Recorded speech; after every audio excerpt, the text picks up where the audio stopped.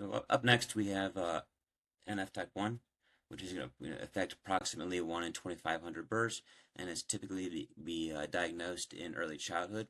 And this is what I was diagnosed with when I was 6 months old, and that was exactly how it is. Right, we're going to talk about below these cafe au lait spots, the light brown skin patches, which are kind of look like birthmarks that grow along the sim or the skin. Nope, nope, oh, didn't mean to do that. Let's go back one side.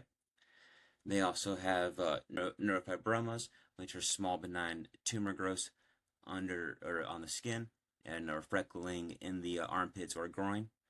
And so to make a diagnosis for NF, an individual must have two or more of the following. So you can see the list here. I won't read through them all for you, but we can go through a couple of them that I have too, and I can actually show you them as well. So I think that might be a little bit more fun anyways. So we'll do full screen right here. And you can see I have a little bit tumor right there and kind of right there. And so those are going to be the fibromas. Too, you can see kind of a little bit on my arm too. These patches right there is two. So they have a couple of types. They have the subcutaneous, so they're going to be the ones that appear kind of below the skin, and then the cutaneous ones, which are the ones that kind of look like this, like a pimple, whatever you want to call it, ingrown toe or hair. And then you can also see they can have like freckling of like the armpits. If you can see, probably not with this one,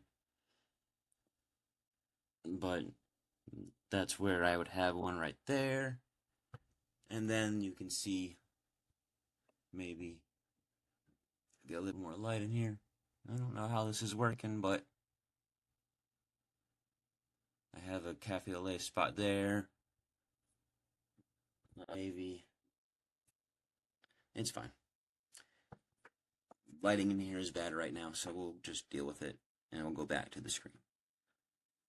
But now you can saw my armpit, so that's fun. And then right there, and then so, or you can have a parent with one of the above, like then you would consider you would have it too. And then so that would be there, and then the optic pathway glioma, which would be the tumor on the eye, that would be diagnosed via like an MRI. Right there too. And since we're talking about the plexiform tumors, I can actually probably show you that one a little bit easier, because that's a big one. So that's what Glomecki is for. And Glusago, I can actually probably go back to the big screen and show you that one. So let's do. Oh no, it's going to show you my profile picture maybe in a second instead.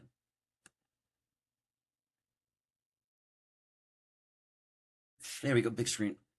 Again, actually, we're going to show you a cafe au lait spot too. So let's see how we do this. So this is what kind of a fibroma would look like. Cafe right there, or plexiform tumor. Cafe au lait spot is what this is right here, the brown patch. And then all of this is the plexiform tumor, which is what they created Glomecki for to treat. And Busago. And so that tumor that I have, they measure, it goes up through my left thigh, up through the buttocks, into the spine, which caused my spine to collapse when I was 6 months old. And that's when I was diagnosed with scoliosis, which is another bone type issues too that a lot of people with NF type 1 deal with, various bone issues.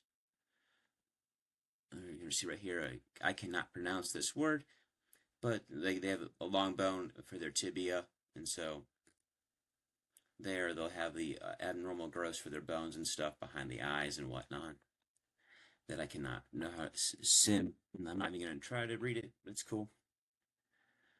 So that's what that would be for that, and that's it goes up through my left thigh, up through there to cause it to collapse, and so I take the glucosago to hopefully treat that as well. I was on the I was on the Glusago, and unfortunately that did not work.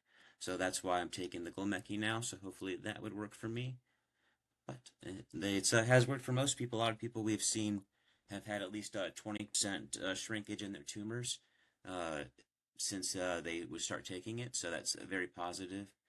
But it only does not affect everybody as well. So we need to figure out why that doesn't happen and find something that works for everyone and something for the other two as well. So that's why we keep on funding this research and we keep on campaigning and speaking out.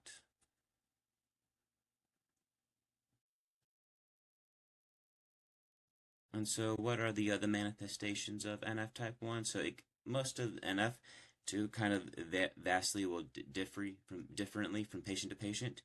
No one person will have all the possible symptoms of NF. The severity of NF1 ranges extremely mildly cases to more severe, in which one or more serious manifestations may develop. And so you can see here we have various issues that we can see there. Sometimes they'll have larger size heads. Earlier or delayed puberty is typically optic gliomas or brain tumors, scoliosis. Some people with NF tend to a smaller statue. And there's bone issues, which are usually evident at birth and can occur in almost any bone, typically the skull and their limbs. They can include a congenital absence of the orbital wall, the bone which surrounds the eye. Its absence may cause a slight bulging of the skin around the eye or bowing of the leg. Bones below the knee, tibia or fibula, will occur in about 5% of patients. And then about 50% of people with NF type 1 will have learning disabilities. So if you have NF type 1, I would definitely talk to your doctor about getting on a 501 for like IEP plan, depending on like what your state has to offer and all that stuff to best benefit your kid or yourself. And then these are some social media pages. Once again, you can pause the video here if you want to write them down for NF type 1, or I'll include them all below in the video. And then these are going to be some NF influencers. Once again, you can pause the video, or I will include them.